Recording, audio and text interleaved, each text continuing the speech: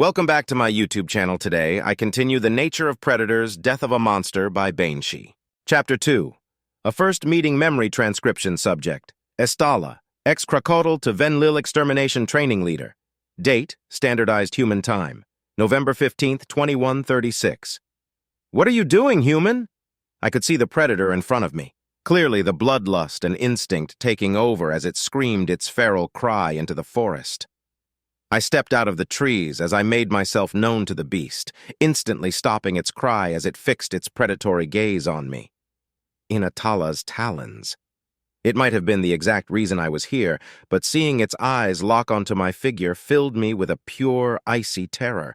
Even with my training, being alone with the intelligent predator caused fear to paralyze me. I may not be a noble herbivore worthy of life, but I was still prey. Every feather from my legs to the top of my head screamed at me to run, to fly, to flee. But that wouldn't do now, would it? The thing stared at me, confusion and hate emanating from its forward-facing eyes, murmuring to itself as it looked at me hungrily. What the hell? The predator was probably confused that a free meal was presenting itself so easily, not that where I was currently standing would do. In order for the predator to devour me in front of the recording device, I'd have to get closer.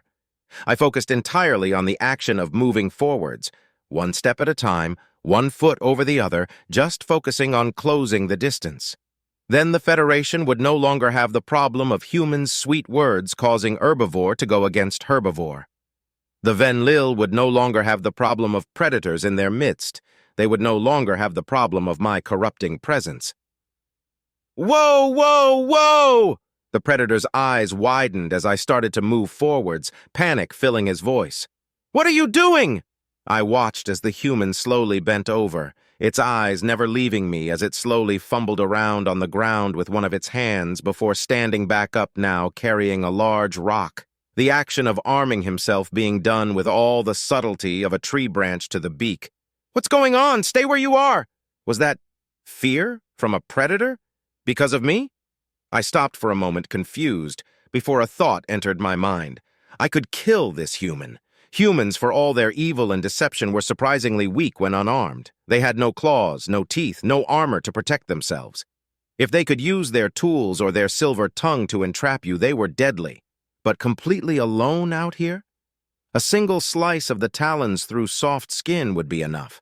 A few other crocodile had even managed it during their suicidal attacks, severely injuring and, in 2 cases, even killing a human.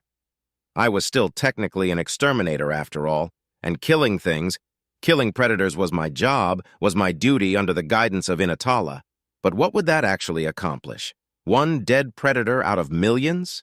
The original plan was far better, and I might not find another opportunity like this again. I slumped into a sitting position just a few feet away from the predator, my eyes lowered to the ground as I repeated in my head exactly how I needed to act. I am prey.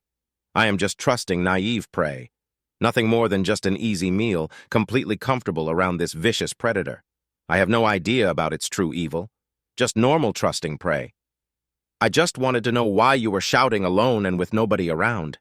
I waited, hoping that the combination of reminding the predator that we were completely alone and the sight of a prey just sitting there in front of them would be enough to tip them over the edge. It seemed to be working, as the expression on the human's face turned from the worried anger to a softer expression as its piercing eyes studied me for any weakness. "Are you okay?" Those were not the 3 words I expected to hear from the predator. I tried to work out the angle of attack those words signified, cocking my head in confusion as I looked up at the beast. "Your feathers are... you okay?" I looked down at myself. Plumage that was normally a shiny, iridescent blue was instead dulled and disheveled.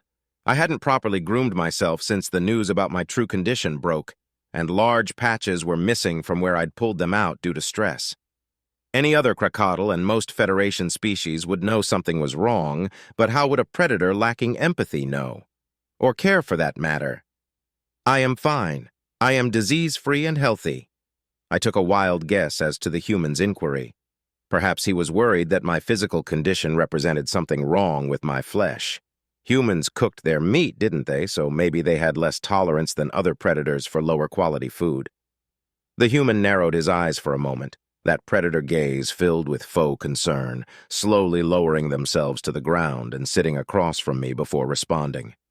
"If I tell you why I'm shouting, will you tell me what's wrong?" I didn't know how to respond to that. I didn't really have any plan for talking with the predator aside from making myself known, as I expected to have been killed already. Seconds turned to minutes, the human's eyes never leaving me, patiently waiting for my response. It was an excellent performance. Many others would have undoubtedly fallen for the fake empathy. Still, I had no idea how to progress this further, so I gave a slight nod, causing the predator to give a small, teeth-filled snarl. "I'm tired. Don't get me wrong, I love the Venlil, and they're adorable, but having to watch every movement, every turn of phrase, seeing them jump or shudder because I moved too fast, or used a metaphor, it's tiring. I'm tired of everyone being scared of me. I'm tired of hearing about Earth, not knowing if—" The human gave a sigh as it lamented about how difficult it was to keep its predatory ruse going. "I broke a dude's leg 3 weeks 21 paws ago." Now this sounded more like the truth. I could imagine the predator grabbing a poor Venlil, breaking open its legs with those strong hands to get at the bone marrow inside. I wondered why it was confessing to such an action, before remembering that if it was about to eat me, it would make no difference whether I knew or not. I went to the library, caused a stampede because I fucking sneezed. I just wanted to get some Venlil myths translated and ended up breaking someone's leg because it was all a bit dusty. To be fair to the predator, that also didn't sound unlikely. The Venlil were skittish at the best of times, and stampeding was a legitimate problem, human or no human. Heck, I'm literally tired. This gravity is no joke, and the lack of night is messing with my sleep pattern. It's nice to just come out here and be able to scream and shout as much as I want without worrying about giving the Venlil a heart attack. The predator stopped, staring at me intently as it finished its explanation, it taking a moment for me to realize that it was waiting for me to respond in kind. I desperately racked my brain for a lie. I couldn't exactly tell the predator of my plan. How did humans constantly come up with the correct lie to say so easily? Since the news broke about from Solani, I can't do... I trailed off lamely as my brain failed to work out a believable lie. Somehow it seemed to satisfy the predator, however, as he gave a slight growling sound indicative of light amusement. "It's fine. If you're really not ready to tell me, you don't have to. I'm Joseph, by the way, and you're more than welcome to sit here with me if you want." I couldn't work out what its goal was, why it just wasn't taking this clear opportunity, what exactly this hunting strategy could be. Still, it wasn't like I had any other ideas. I'm Estala. If you enjoy captivating stories like this one, don't forget to hit like, subscribe, and turn on notifications so you won't miss any future episodes on HM's SciFi stories.